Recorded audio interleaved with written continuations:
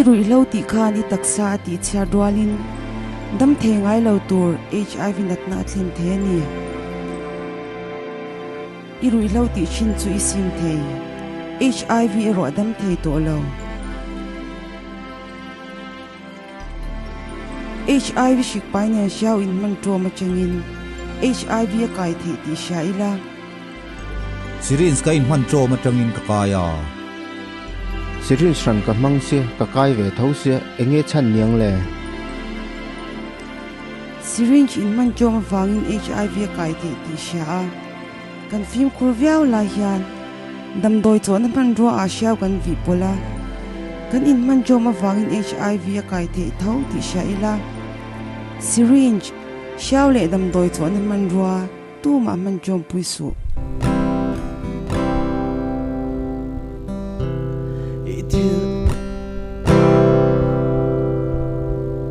Itil di de ka ngai tua chang hiani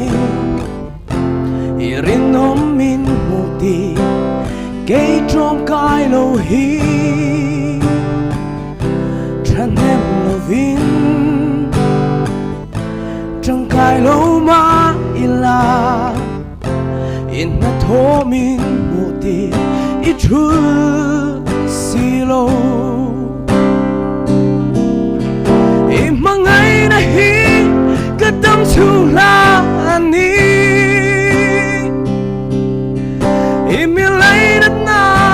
không ai na hia lai la fan zo ve eng vang hian nghe min xian ringa min soi zel chin le Katan hiano Hlu A Ni Ima hia Chuan tu reng nei lovi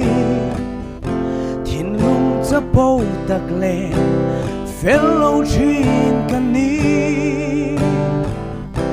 Ka thir le chin Ka thiam le fin na te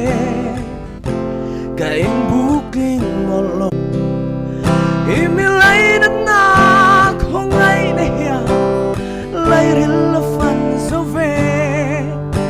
Eng vang hian nghe min xian renga Min soi zel chin le